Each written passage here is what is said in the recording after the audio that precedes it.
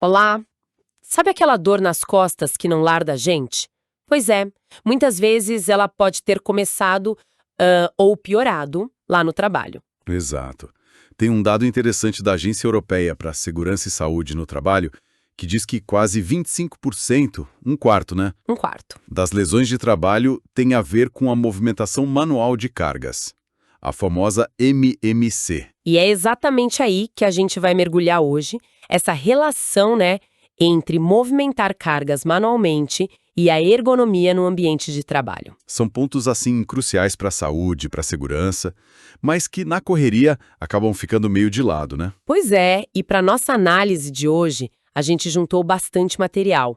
Tem guias técnicos bem completos, um de Portugal, da UGT, com financiamento europeu. E a nossa NR17 aqui do Brasil, claro, que é a base de tudo sobre ergonomia. Isso. E vamos dar uma olhada também em normas internacionais, tipo a OSHA dos Estados Unidos, umas dicas práticas que chamam de 10 mandamentos da ergonomia. E até uma ferramenta para calcular risco mesmo, a equação de NIOSH. Bem interessante. O nosso objetivo aqui é tentar desvendar os perigos da MMC, entender o que a lei diz, o que as normas exigem, principalmente a nossa NR17. E o mais importante, tirar dali as melhores práticas, as ferramentas que podem ajudar a deixar essas tarefas mais seguras, mais saudáveis. Tudo com base no que a gente levantou. Ok, então vamos começar a desembrulhar isso. Para começar, o que exatamente é essa tal de movimentação manual de cargas? Bom, o guia português da UGT define de um jeito bem amplo, sabe? Qualquer operação de transportar ou mesmo só sustentar uma carga. Levantar, abaixar. Isso, levantar, abaixar, empurrar, puxar, carregar de um lado para o outro. Qualquer coisa que possa trazer risco, especialmente para a coluna, para a região dorso-lombar. E o ponto-chave que a UGT destaca é que nessas horas o corpo da gente é a principal ferramenta, né? Exatamente. E o impressionante é como isso está em todo lugar. A UGT diz que a MMC acontece na maioria dos setores econômicos. Não é coisa de um setor ou outro. Não é um nicho. De jeito nenhum.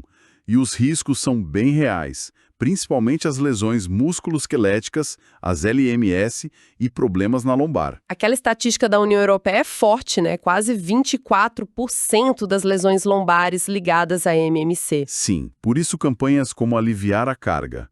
É um desafio global mesmo, no mundo do trabalho. E os efeitos ruins a gente sente logo, né? O guia da UGT fala de cansaço, fadiga. Isso, o esforço errado ou exagerado leva a isso. Cansaço, fadiga, a pessoa rende menos no trabalho, sente desconforto, dor. Tá, então se é tão comum e tão arriscado, como é que a gente identifica o perigo? Onde ele se esconde? As fontes ajudam bastante nisso, tanto a UGT quanto a nossa NR17. Dá pra gente agrupar os fatores de risco para entender melhor. Primeiro, a própria carga. Faz sentido. Começar pelo objeto. Exato. O peso é o mais óbvio. A UGT sugere que acima de 20, 25 quilos já é pesado para a maioria das pessoas. A NR17 aqui no Brasil não fixa um peso exato, né? Ela fala mais em não comprometer a saúde. Isso, ela é mais principiológica nesse ponto. Diz que não pode exigir peso que comprometa a saúde ou segurança e que tem que reduzir para mulheres e menores. Mas olha, não é só o peso. Certo. Que mais sobre a carga? A UGT menciona isso. A NR17 até proíbe levantar coisas se não for algo eventual que estejam a mais de 60 centímetros de distância horizontal do corpo. Entendi. E carga instável? Também. Carga instável, desequilibrada ou que o conteúdo possa se mexer lá dentro. Tudo isso aumenta o risco. E as muito grandes, volumosas, que a gente não consegue trazer para perto do corpo? Exatamente. Ou aquelas com formato ruim, com canto vivo, que podem machucar a gente só de encostar. Tudo isso entra nas características da carga. Ok, carga entendida. E a tarefa em si? O que a gente faz com a carga? Ah, isso é crucial. Esforço físico muito intenso, ou que dura muito tempo, é risco na certa. E a postura? Curvar as costas, torcer o tronco? Isso, posturas ruins, forçadas, ficar muito tempo numa posição extrema, A UGT e a NR17 batem muito nessa tecla. Movimento repetitivo também entra aí? Com certeza. Movimento repetitivo, movimento brusco, fazer a tarefa muitas vezes sem descanso suficiente. E o ritmo de trabalho que a gente não controla? Também, um ritmo muito intenso, imposto, é um complicador. E claro, a distância que tem que levar a carga, ou a altura que tem que levantar. Entendi. Carga, tarefa e o lugar onde tudo acontece. O ambiente. Fundamental, falta de espaço para se mexer com segurança é um problema sério. A UGT e a NR17 apontam isso. E o chão? Piso irregular, escorregadio. Nossa, isso é um perigo enorme. Piso irregular, escorregadio, instável, com degrau, buraco, aumenta muito a chance de acidente. Dá até para ligar com a preocupação da OSHA americana sobre queda em doca, né, que a fonte Height mencionou. Verdade. E condições que atrapalham a postura, tipo teto baixo. Sim, qualquer coisa no ambiente que te impeça de ficar numa posição segura. E não podemos esquecer do conforto ambiental, mento, cansaço, o risco. E luz ruim também. Dificulta ver obstáculos, fazer a tarefa direito. A NR17, aliás, tem vários detalhes sobre isso. E por último, mas não menos importante, os fatores individuais, né? Cada pessoa é uma pessoa. Exatamente. As fontes, como a UGT e a Diretiva Europeia, falam de idade, se a pessoa já teve lesão antes, a condição física geral. Falta de experiência, de treino para aquela tarefa específica. Sim, e até hábitos de vida fora do trabalho podem influenciar. A Diretiva Europeia cita também a inaptidão física para a tarefa e até roupa inadequada. Tudo isso conta. Falando em normas, vamos focar um pouco mais na nossa referência aqui no Brasil, a NR17. Qual é a ideia central dela? O espírito da norma. Olha, o objetivo principal da NR17 é bem direto: adaptar as condições de trabalho às características psicofisiológicas dos trabalhadores. Psicofisiológicas. Mente e corpo, né? Exatamente. A meta é buscar conforto, segurança, saúde e um desempenho eficiente no trabalho. E quando ela fala condições de trabalho, não é só levantar peso. Abrange mais coisa. Muito mais. Inclui o levantamento, sim, mas também o mobiliário, os equipamentos, as máquinas, as condições do ambiente como luz e ruído e um ponto-chave, a organização do trabalho. Como as tarefas são distribuídas, o ritmo, as pausas. E ela vale para quem? Basicamente para todas as empresas e órgãos públicos que tenham empregados contratados pela CLT. É bem ampla. E quais são as obrigações gerais do empregador nesse cenário todo? As fontes, tanto as europeias quanto o NR17, apontam para um caminho comum. Primeiro de tudo, tentar evitar a movimentação anual de cargas. Essa é a prioridade zero. Eliminar o risco na raiz. Justamente. Se não der para eliminar, aí tem que buscar alternativas. Usar equipamento mecânico, um carrinho, uma talha, ou então organizar o trabalho de um jeito diferente para diminuir o risco. E além disso, Avaliar as condições, identificar os riscos que existem de fato, informar e treinar os trabalhadores sobre esses riscos e como trabalhar de forma segura, e garantir pausas para recuperação. Isso é o básico. a NR17 entra em bastante detalhe sobre isso, imagino. A avaliação ergonômica, por exemplo. Como ela funciona na prática? Sim, a NR17 organiza bem essa parte. Ela estabelece que toda situação de trabalho precisa passar por uma avaliação ergonômica preliminar, uma primeira olhada para identificar os perigos. Uma triagem inicial. Isso. Aí, em algumas situações, essa avaliação preliminar não basta. Por exemplo, se ela aponta que precisa de um olhar mais profundo, ou se as medidas que a empresa tomou não resolveram, ou se o médico do trabalho, pelo PCMSO, indica, ou até se uma análise de acidente aponta para uma causa ergonômica. Nesses casos, precisa de algo mais. Exato. Aí entra a análise ergonômica do trabalho, a AET. Essa é mais completa, mais a fundo. E como é feita essa AET? Tem um processo definido na norma. Primeiro, entender qual é a demanda, o problema. Depois, analisar como a empresa funciona, o processo de trabalho. E o mais importante, como a atividade é feita de verdade pelo trabalhador. A realidade do chão de fábrica, digamos. Perfeito. Aí se aplicam métodos de análise ergonômicos, faz-se um diagnóstico dos problemas, propõe-se soluções e um passo que a norma frisa muito: validar essas soluções com os próprios trabalhadores. Ouvir quem faz a tarefa. Fundamental. Aí tem um detalhe. Para microempresas, empresas de pequeno porte de baixo risco e para o MEI, geralmente não se exige a EAET completa, só em casos bem específicos. Entendi. E o que se faz com o resultado dessa análise? Os resultados têm que fazer parte do PGR, o Programa de Gerenciamento de Riscos da empresa, e o relatório da EAET precisa ser guardado por 20 anos. Mas o ponto central que a norma repete é: ouvir os trabalhadores é chave em todo o processo. Essa participação do trabalhador parece mesmo um ponto forte. E sobre a organização do trabalho, que você disse ser um pilar da NR17? Sim, é um capítulo muito importante. A norma diz que a organização do trabalho tem que considerar um monte de coisa que afeta a saúde e a segurança. Tipo o quê? Normas de produção, o jeito como a tarefa é feita, quanto tempo se exige para fazer, o ritmo, o que a tarefa exige da pessoa, as ferramentas usadas e até os aspectos cognitivos, a carga mental envolvida. Carga mental. Interessante. Sim.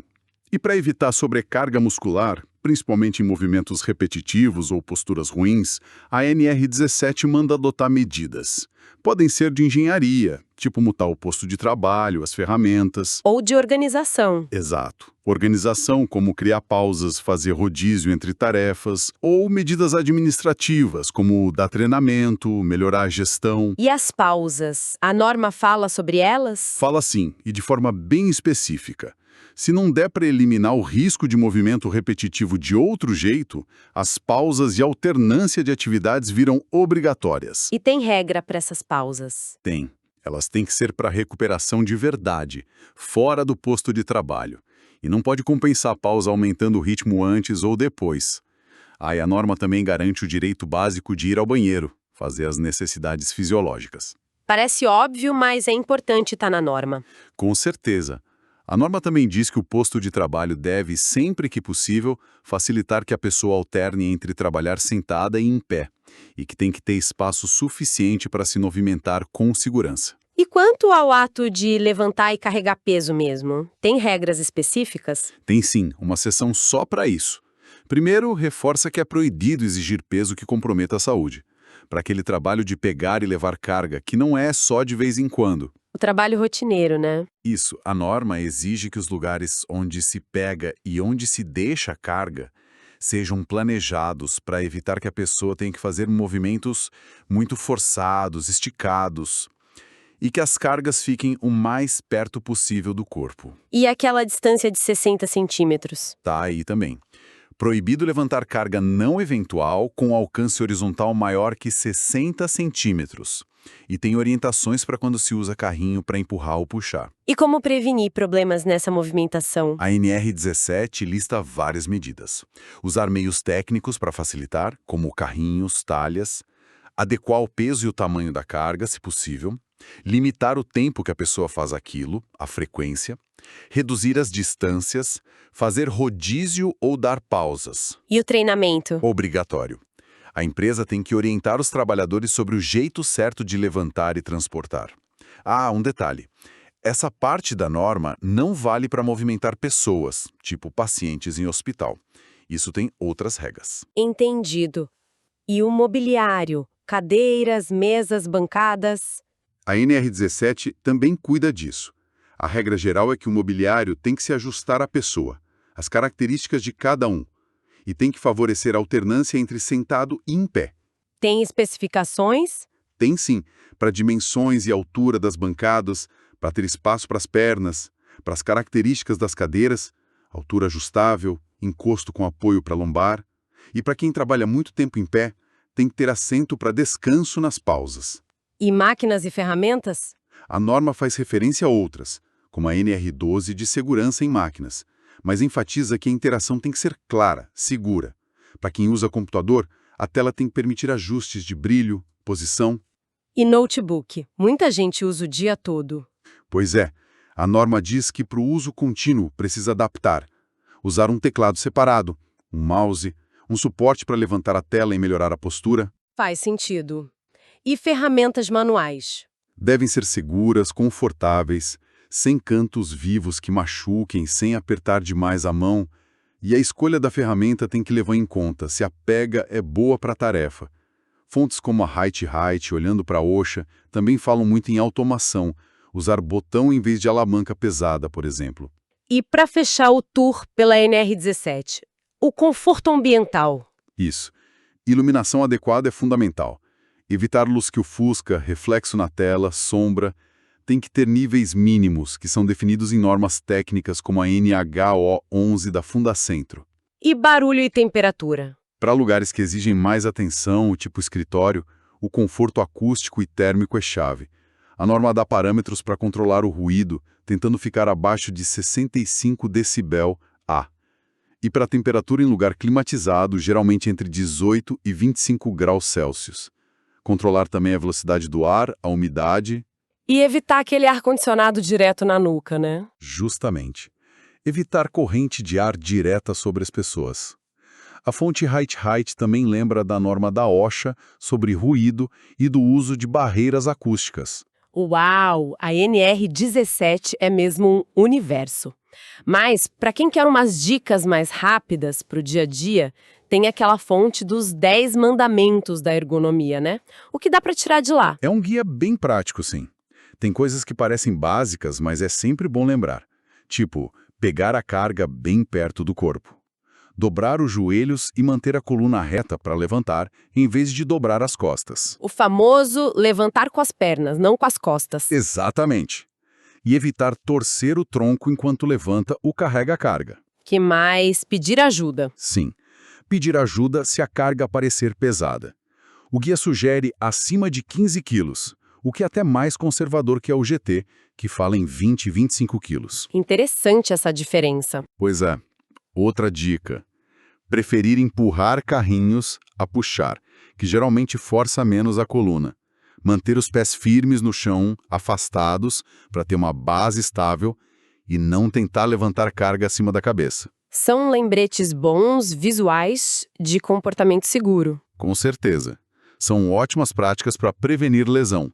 Agora, se a gente precisar de uma análise mais, digamos, matemática do risco para tarefas específicas de levantamento, aí tem a equação de NIOSH. A fonte Dicas e Gestão fala dela. NIOSH, o que é isso e como funciona essa equação? NIOSH é o Instituto de Segurança e Saúde Ocupacional lá dos Estados Unidos. A equação que eles criaram serve para calcular o peso limite recomendável, o PLR, para uma tarefa de levantamento. Peso limite recomendável. Isso. Ela leva em conta vários fatores da tarefa. A distância horizontal da carga até o corpo, a altura em que a pessoa pega a carga no início, o quanto ela tem que levantar na vertical, se tem que torcer o tronco. A frequência também. Sim, a frequência com que levanta.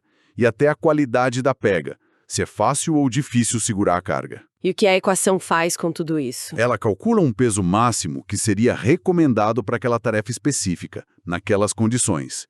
Aí você compara o peso que a pessoa realmente levanta com esse peso recomendado, o PLR. Isso dá o índice de levantamento, o IL. E esse índice diz o quê? Se o IL for menor que 1, o risco é baixo. Se ficar entre 1 e 3, o risco já aumenta, é moderado. Acima de 3, o risco de lesão é considerado alto. É uma ferramenta bem útil para usar numa AET, para ter um número objetivo sobre o risco da tarefa. Bem técnico, mas parece útil para análises mais profundas. Bom, entendemos os riscos, as normas, as ferramentas. Na prática, como o empregador deve agir para prevenir? Qual a lógica por trás das medidas? Recapitulando o que a gente viu nas fontes, né? O GT, NR17, Diretiva Europeia. Existe uma hierarquia bem clara para as ações de controle. A prioridade máxima, número 1, é eliminar o risco. Ou seja, se der para não fazer a movimentação manual, melhor. Exatamente. Se não der para eliminar, o segundo passo é a engenharia e substituição. Aí entra usar equipamento mecânico, carrinho, guindaste, esteira, mudar o layout do posto de trabalho, adaptar as ferramentas, melhorar o ambiente. E depois? Depois vem os controles administrativos. Isso envolve organizar o trabalho de um jeito melhor. Fazer rodízio de tarefas, garantir pausas suficientes, limitar o tempo que a pessoa fica exposta àquela tarefa e, claro, dar treinamento e informação. E por último? Por último, vem os controles operacionais. Isso envolve cuidar da vestimenta e equipamento de proteção, usar as EPIs de modo adequado, ter equipamentos adequados para usar aquela tarefa e cuidar da sinalização do posto de trabalho e da saúde do. Por último, como um complemento, não como solução principal, vem o uso de equipamento de proteção individual, o EPI, luva para melhorar a pega, calçado de segurança, a UGT menciona isso. Você pode dar uns exemplos mais concretos dessas medidas? Pensando no guia da UGT, talvez. Claro, nas medidas técnicas, além dos equipamentos que a gente já falou, entra garantir um piso adequado, resistente, estável, sem buraco, antiderrapante, manter os corredores livres, bem sinalizados.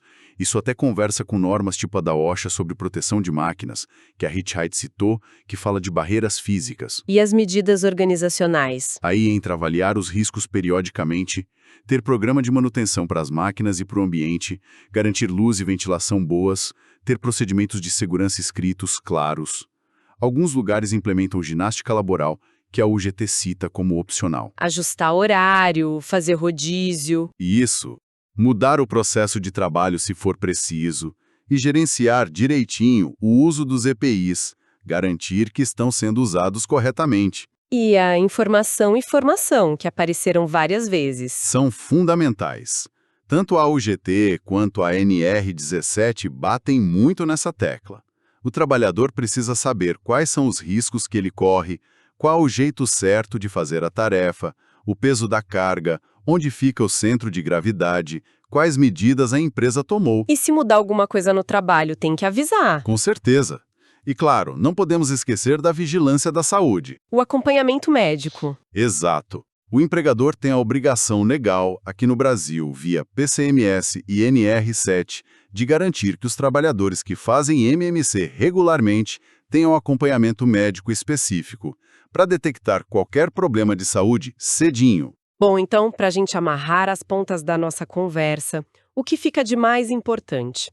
Parece claro que movimentar carga é super comum, mas tem riscos sérios por trás. Sim, riscos reais para a saúde. Mas a boa notícia é que existem regras, como a NR17 aqui, que são bem claras sobre as responsabilidades. E a chave é a prevenção, né? Que não é uma coisa só. Não mesmo, é multifacetada. Começa tentando eliminar a tarefa. Se não der, mecanizar, organizar o trabalho de forma inteligente, treinar as pessoas. E usar as ferramentas que existem, desde as dicas práticas até métodos mais complexos como a equação de Nash para avaliar e controlar os riscos. Exatamente. E o princípio que guia tudo isso, que a NR17 deixa muito claro, é aquele: adaptar o trabalho ao ser humano, não o contrário. Não forçar a pessoa a se encaixar numa condição ruim. Perfeito. E outro ponto que vale a pena reforçar, que a NR17 também traz, é como é importante a participação dos trabalhadores nisso tudo, desde achar o problema até validar a solução. Uma construção conjunta. Sim, a saúde e segurança são responsabilidade de todos, claro, mas a iniciativa principal de criar um ambiente seguro e saudável tem que partir da organização. Para a gente fechar, queria deixar uma provocação. A gente falou muito de esforço físico, peso, postura, mas a NR17 menciona também aspectos cognitivos, exigência cognitiva. Interessante. Além do peso físico da carga, como será que a carga mental, sabe? A pressão por produzir mais, ter que tomar decisão rápida enquanto mexe com algo complicado, lidar com um sistema de trabalho confuso, como será que isso afeta a saúde, o bem-estar e até segurança a longo prazo, mesmo quando parece que o risco físico está controlado? É uma ótima reflexão. Vai além do levantar peso, né? Exato. Toca naqueles aspectos psicofisiológicos que a norma quer proteger. Fica aí para a gente pensar.